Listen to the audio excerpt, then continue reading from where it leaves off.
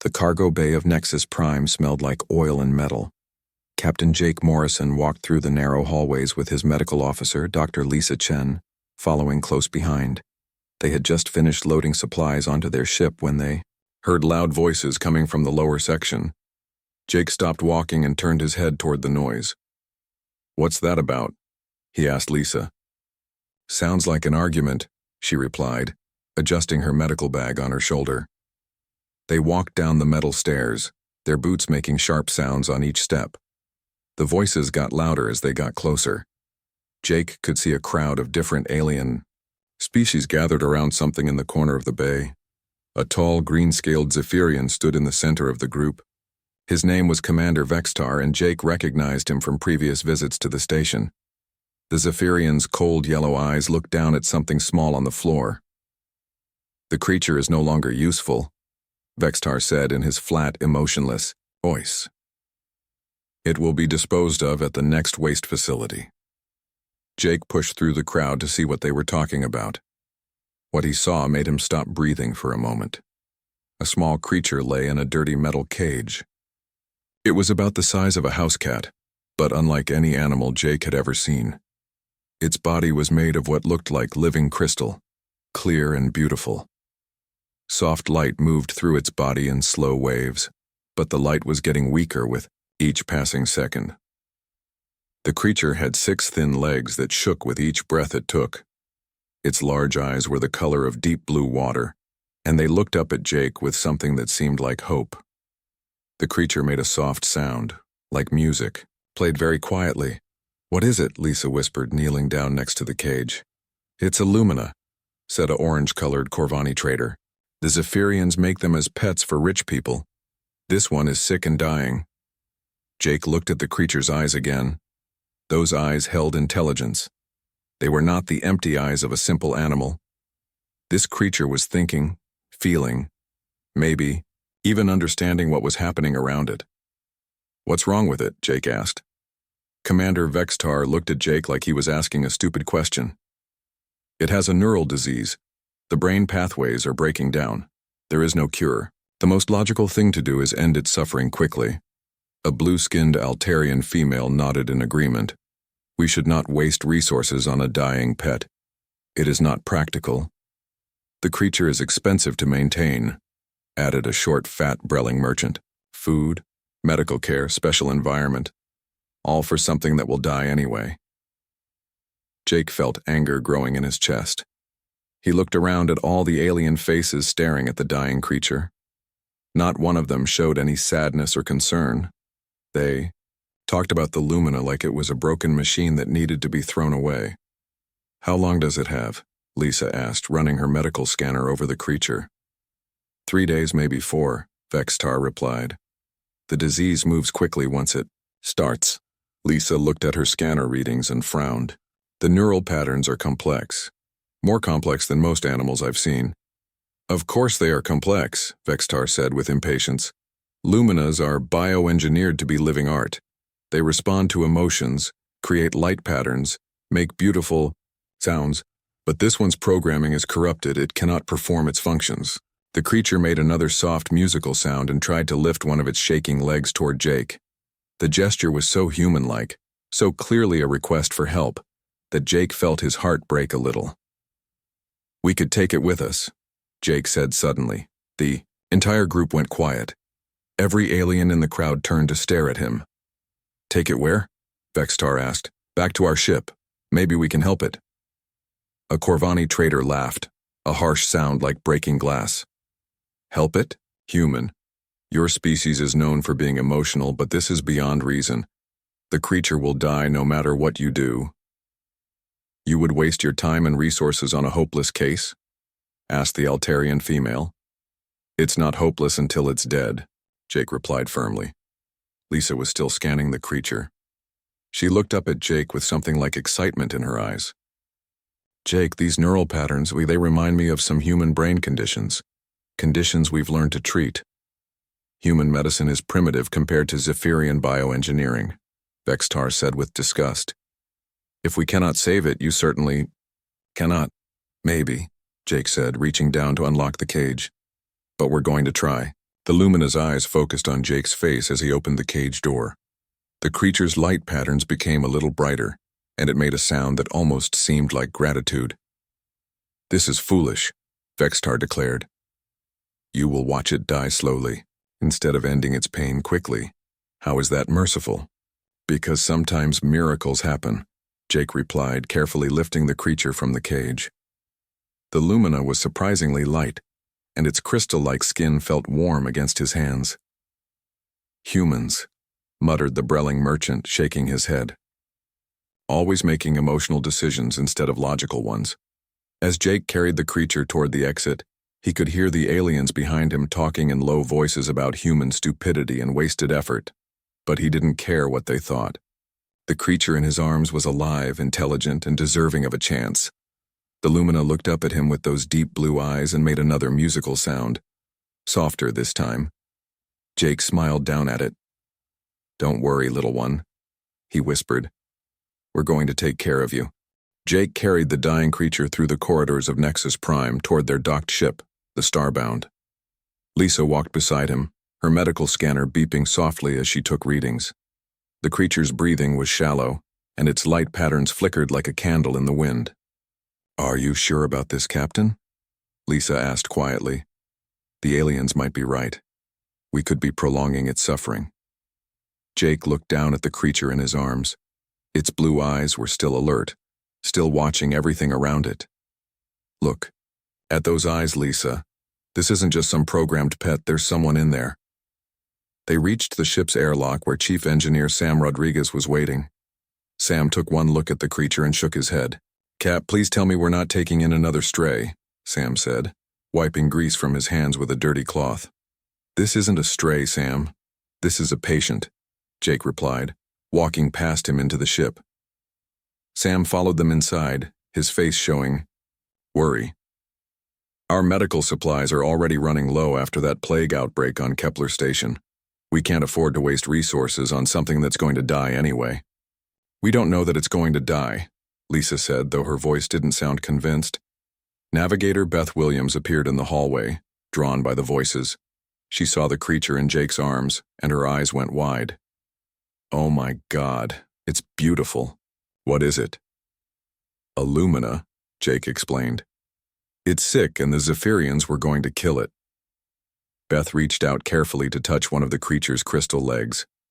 The moment her skin made contact, the creature's light patterns changed, becoming warmer and more stable. It made a soft musical sound.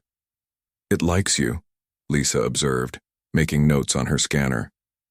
"The poor thing," Beth whispered. "How could anyone want to hurt something so beautiful?" Sam crossed his arms over his chest. "Because it's dying, Beth. And we're not equipped to handle alien medical cases. We're a cargo ship, not a hospital." They reached the medical bay, and Jake gently placed the creature on the examination table. The Lumina tried to curl up into a ball, its 6 legs tucking under its crystal body. Its breathing was getting worse. Lisa began running full medical scans, her equipment humming and beeping as it analyzed the creature's biology. The results appeared on her screen, and her face grew serious. "The neural degeneration is advanced," she said, reading the data. "The pathways controlling motor function are breaking down rapidly. Brain activity is decreasing by the hour." "How long?" Jake asked. "If the deterioration continues at this rate, maybe 2 days. 3 at most." Sam threw his hands up in frustration. "There, you see? We can't save it. All we're doing is making ourselves feel better while it suffers." Beth sat down next to the examination table and began humming softly. The creature's head turned toward her, and its light patterns began to pulse in rhythm with her melody. "Look at that," Beth said with wonder. "It's responding to music." Lisa noticed the change on her scanners. Its neural activity just increased. The music is stimulating its brain somehow. Jake pulled up a chair and sat down across from Lisa.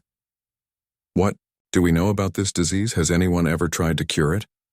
Lisa scrolled through the medical databases from different alien species. According to Zephyrian records, neural degeneration in Luminas is considered incurable. They recommend immediate termination to prevent suffering. The Corvani database says the same thing. So do the Altarians.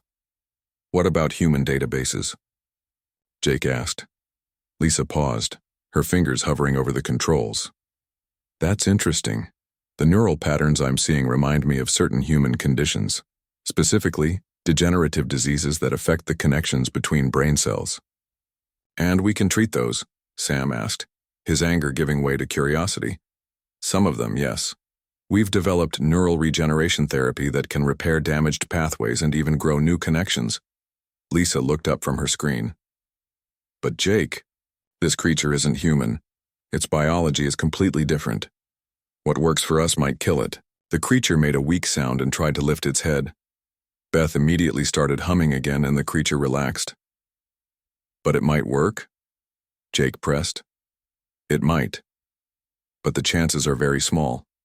And if we're wrong, we could make its suffering worse. Sam walked over to the examination table and looked down at the creature. Its large blue eyes focused on his face, and for a moment, Sam's expression softened. Those eyes, he muttered. It's like it understands what we're saying. I think it does, Beth said, still humming softly. Look how it reacts to our voices, our touch. This isn't just an animal. Jake made his decision. We try the treatment. Jake, Lisa said carefully, even if the treatment works, we don't know what it might do to the creature's mind. Human neural therapy is designed for human brains. We could change it in ways we don't understand. Right now it's dying, Jake replied. If we do nothing, it dies in 2 days. If we try to help and fail, it dies anyway, but if we try and succeed, we save a life, Beth finished. Sam was quiet for a long moment, looking at the creature. Finally, he sighed. What do you need me to do? The medical bay will need modifications, Lisa said. This creature requires a different atmosphere and temperature than humans. We'll need to create a controlled environment. That's going to drain our power reserves, Sam warned. Then we'll run on minimal power everywhere else, Jake decided. Beth stopped humming and looked at Jake.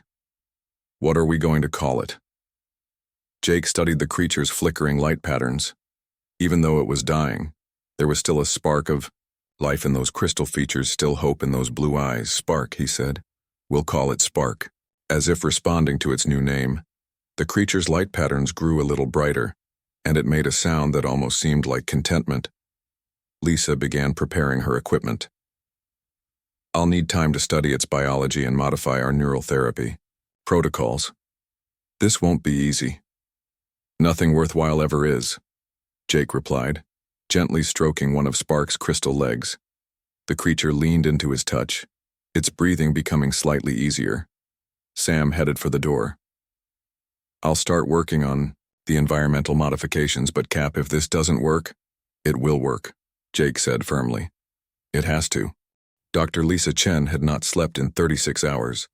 She sat at her desk in the medical bay, surrounded by data screens showing Spark's vital signs. The creature lay on the modified examination table, its crystal body connected to machines that Sam had built to keep it alive. The environmental controls hummed constantly, maintaining the exact temperature and atmosphere that Spark needed. The modifications were draining the ship's power faster than expected. The lights in the corridors had been dimmed to save energy, and the crew had to wear extra clothes because the heating system was running at minimum power. How is it doing? Jake asked, entering the medical bay with a cup of coffee for Lisa. Lisa took the coffee gratefully and rubbed her tired eyes. Not good. The neural degeneration is still progressing. I've been trying to adapt our regeneration therapy, but Spark's nervous system is so different from ours. On the table, Spark's breathing was shallow and irregular. Its light patterns had become very dim, barely visible even in the darkened room. The creature hadn't responded to sound or touch in the past 12 hours. What about the treatment you were working on? Jake asked. I've run hundreds of simulations. The neural therapy that works for humans could be toxic to Spark's system, but without it, the creature will die within the next day. Jake sat down beside the table and gently touched one of Spark's legs. There was no response. The crystal felt cold under his fingers. Maybe we're being selfish, he said quietly. Maybe we should let it go peacefully, instead of keeping it alive, just to suffer. Before Lisa could answer, Beth Williams entered the medical bay carrying a small music player. She had been spending most of her free time with Spark, talking to it and playing different types of music. "Any change?" she asked hopefully. Lisa shook her head. "I'm sorry, Beth. It's getting worse."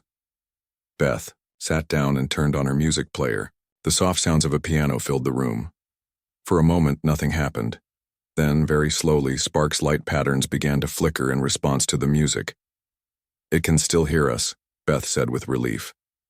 "But for how much longer?" Lisa asked. "Its brain activity is dropping every hour." Sam Rodriguez appeared in the doorway looking exhausted. "We've got problems, Cap. The power drain from the medical bay is affecting our navigation systems. If we don't reduce the load soon, we might not be able to make it to the next station." Jake looked at his crew. They were all tired, stressed, and worried. The ship was running on emergency power and they were using up medical supplies that they might need for themselves later. "What's the crew saying?" Jake asked. Sam looked uncomfortable. "Some of them are wondering if we made the right choice. Nobody wants Spark to die, but they're worried about the ship and our mission. Are you having doubts too, Sam?" Sam was quiet for a moment, looking at Spark on the table. "I'll be honest, Cap. When I first saw that creature, I thought it was just a fancy pet. But after spending time modifying equipment for it, watching it respond to Beth's music, seeing how it looks at us..." He paused. "It's not just an animal. There's something special about it."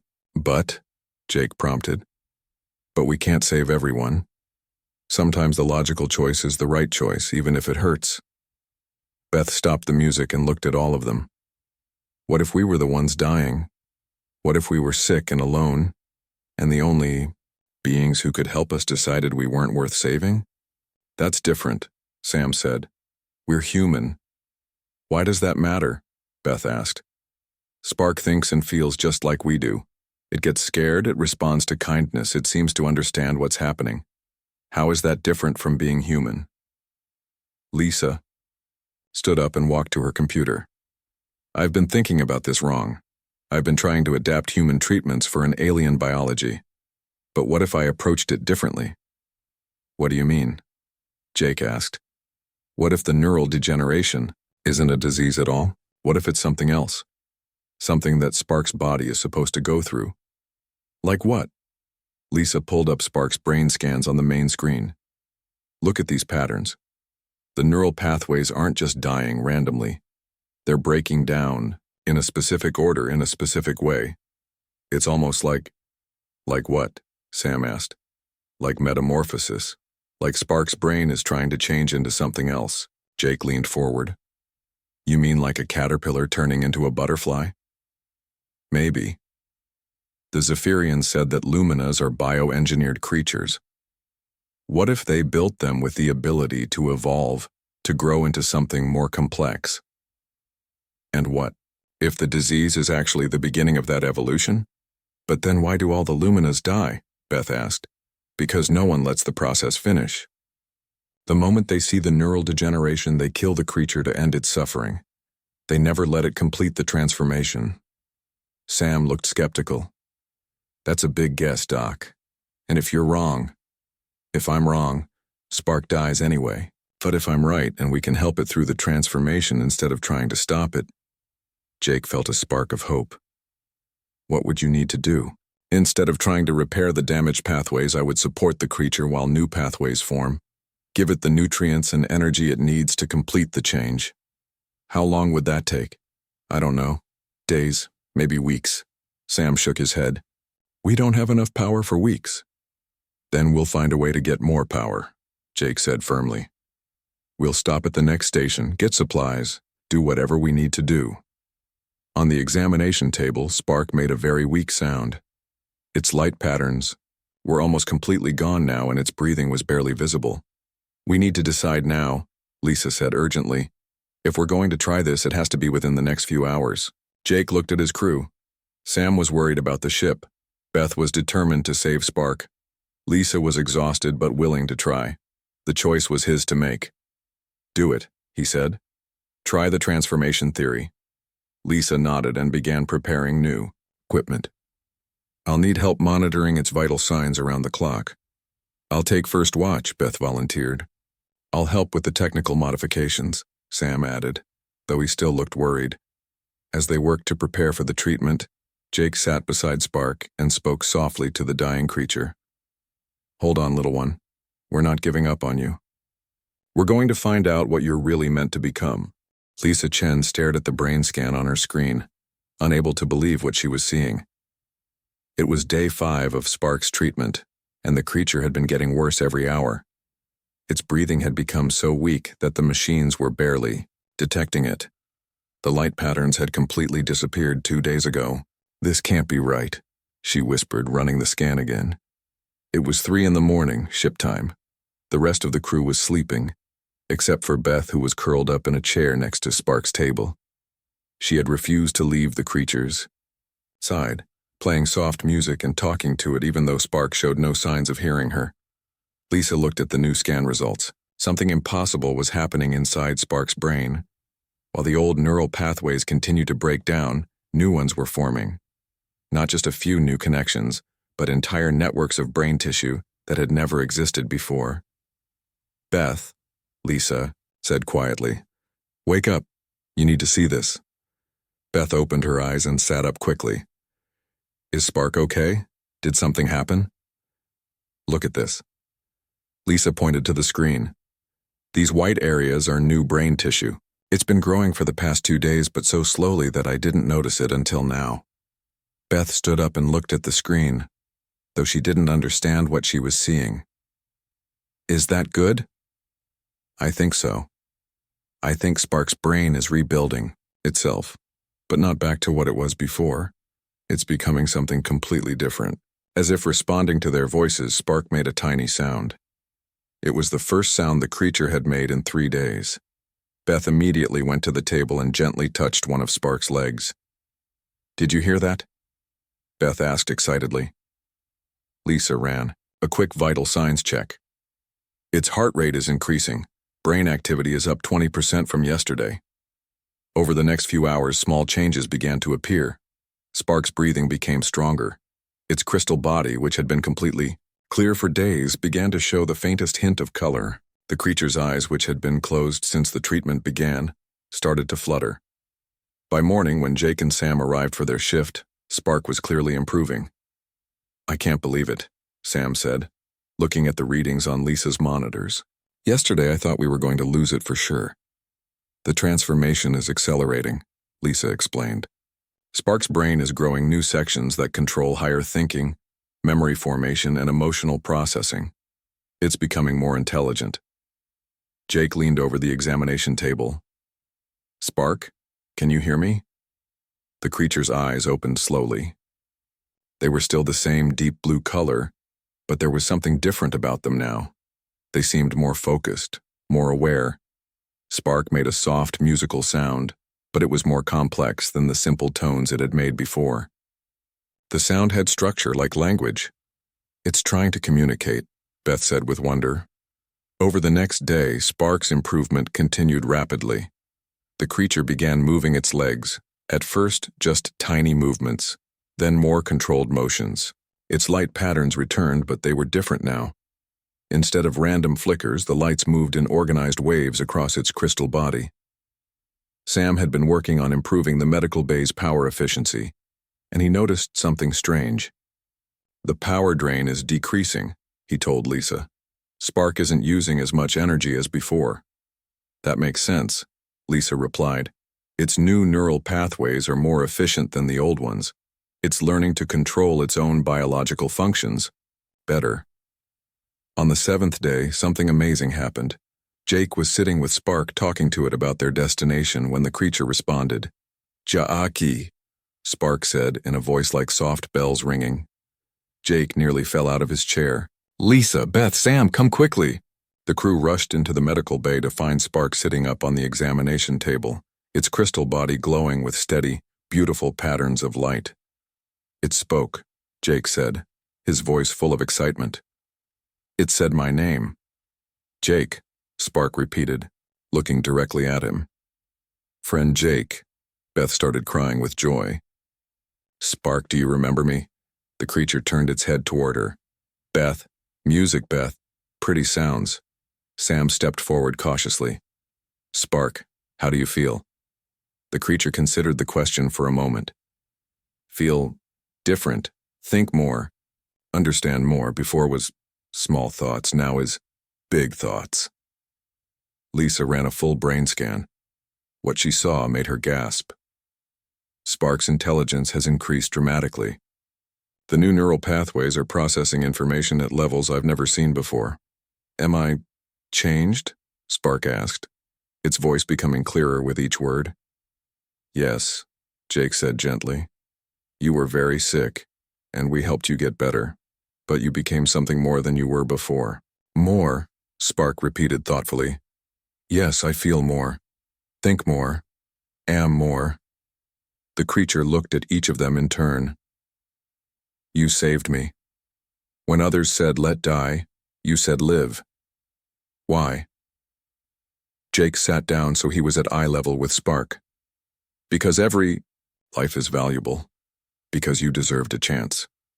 Even when seemed hopeless. Especially when it seemed hopeless. Spark's light patterns became brighter and more complex. I understand now.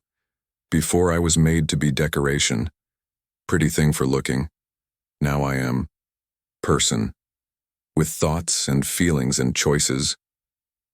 What do you want to do now? Beth asked. Spark thought about this question for a long time. Its lights pulsed in rhythm with its thinking. Finally it answered. Want to stay with humans. Want to learn more. Want to help others like you helped me. Sam, who had been the most doubtful about saving Spark, smiled for the first time in days. You know. What, little guy? I think we'd like that too. Spark looked at Sam with curiosity. You were worried about me. Thought I would die and waste resources. Yes, Sam admitted. I was wrong. Not wrong to worry, Spark said wisely. Wrong to give up hope. Hope is what humans do best. Lisa finished her medical scans and shut down the monitoring equipment. Spark is completely healthy now. Better than healthy, actually. Its new brain structure is remarkable. So what happens now? Jake asked. Spark stood up on its 6 legs, moving with grace and confidence. Its crystal body caught the light and scattered it in beautiful patterns around the room. Now we find others who need help, Spark said. And we show Galaxy what happens when someone refuses to give up. 3 months had passed since Spark's transformation. The Starbound was returning to Nexus Prime for its regular supply run, but this time they carried more than just cargo. Spark had become a full member of the crew, helping with navigation, calculations, and keeping everyone's spirits up during long journeys through space. The creature had grown larger and more beautiful. Its crystal body now displayed complex patterns of light that changed with its moods and thoughts. When Spark was happy, warm golden lights danced through its form. When it was concentrating on a problem, cool blue patterns flowed like water. Are you ready for this? Jake asked as they approached the docking bay. Spark was sitting in the navigator's chair next to Beth, its 6 legs wrapped around the armrests. Yes, Captain. I want to show them what I have become. Word of their arrival had spread quickly through the station. As they walked through the corridors toward the main meeting hall, aliens stopped and stared. Many had heard rumors about the human ship that saved a dying Lumina, but few believed the stories. Commander Vextar was waiting in the meeting hall with representatives from dozens of alien species. The tall Zephyrian's yellow eyes widened when he saw Spark walking beside Jake. Impossible, Vexatar whispered. The creature should have died months ago. Spark stepped forward, its light patterns bright and confident. Hello, Commander Vextar. I remember you. You wanted to dispose of me because I was broken. The room fell completely silent. None of the aliens had ever heard Illumina speak before.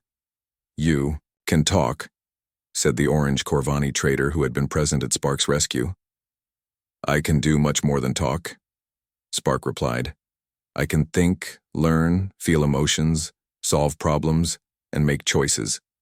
The humans helped me become everything I was meant to be. Dr. Lisa Chen stepped forward with a data pad in her hands. I'd like to share our medical findings with everyone. She activated a holographic display that showed brain scans and biological data. What the Zephyrians called a terminal disease was actually a natural evolutionary process.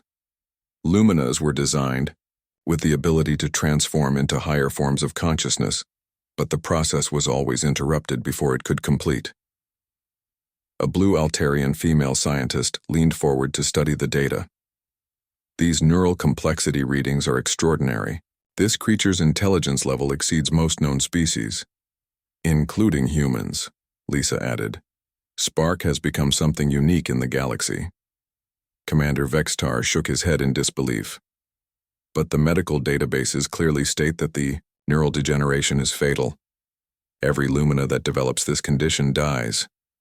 Because you kill them, Jake said bluntly. You see the beginning of the transformation, and you decide it's a disease that needs to be cured or ended. You never let the process finish, a fat Brelling merchant spoke up. But the resources required, the time, the uncertainty, it would be more efficient to simply create new Luminas than to risk transformation. Spark's light patterns shifted to deep red, showing anger for the first time since its transformation. Efficient for who? What about what the Lumina wants? What about their right to grow and change? Rights? Vexitar asked. Luminas are property, bioengineered creatures created for specific purposes. I was property once, Spark said, its voice growing stronger. Now I am a person. I have thoughts, dreams, hopes, and fears. I choose my own path. The humans showed me that every thinking being deserves that chance. Beth Williams stepped forward. When we found Spark, all of you had already given up. You saw a dying pet and decided it wasn't worth saving. But humans don't think that way. We believe every life has value. Every consciousness deserves a chance to grow. Sam Rodriguez nodded in agreement. We almost gave up too. It would have been easier to let Spark die peacefully, but easy isn't always right.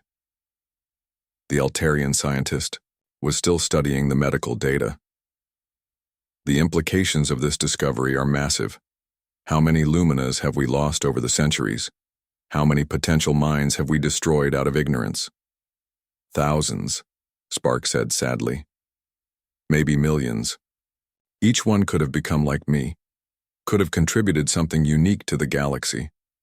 Instead, they died because no one was willing to take a risk, to show compassion, to believe in possibility. A young Corvani observer raised her hand. What will you do now? Spark looked at Jake, then at the rest of the human crew. I will stay with my family. The humans saved my life and helped me become who I truly am. Now I want to help them save others. Family? Vexitar questioned. Yes, Spark said firmly. Family is not about genetics or species. Family is about love, loyalty, and never giving up on each other. These humans are my family because they saw value in me when no one else did. Jake felt a warm feeling in his chest. And you're part of our family too, Spark. The meeting continued for hours as alien scientists asked questions about the transformation process and its implications. Some species began discussing changes to their medical protocols for bioengineered creatures. Others talked about reviewing cases of creatures they had previously considered beyond help. As the formal meeting ended, Commander Vextar approached Jake privately. I do not understand your species, the Zephyrian said. You risk resources on uncertain outcomes. You make emotional decisions instead of logical ones. You waste time on creatures that may not survive. And because of that, Jake replied, we discovered something amazing that all your logic missed. We learned that what looks like ending might actually be beginning. Vextar looked at Spark, who was demonstrating its enhanced abilities to a group of fascinated alien scientists. Perhaps there is wisdom in your foolishness. It's not foolishness, Jake said. It's hope. It's the belief that every life matters, that every consciousness deserves a chance to reach its full potential. Later, as they prepared to leave Nexus Prime, Spark stood in the observation deck of the Starbound, looking out at the stars. Beth found it there, playing soft music as she often did. Do you ever regret what happened to you? Beth asked. Spark's light patterns shifted to warm gold. Never. Before, I was a decoration that could only reflect light. Now I create my own light. Before, I could only respond to the emotions of others. Now I have my own emotions to share. What's next for us? We keep traveling, keep helping, keep showing the galaxy that compassion is not weakness. We prove that giving others a chance to grow and change makes everyone stronger. Jake joined them on the observation deck as the Starbound undocked from the station. Ready for our next adventure? Spark's entire body lit up with brilliant, joyful patterns. Ready, Captain. Where hope leads, we follow. As their ship headed toward the stars, Spark began creating a new light pattern, one that told the story of transformation, of second chances, and of the incredible things that could happen when someone refused to give up on life. The pattern was so beautiful that it could be seen from the station, a moving display of light that reminded everyone watching that sometimes the most amazing discoveries come from the simplest act of caring about another being.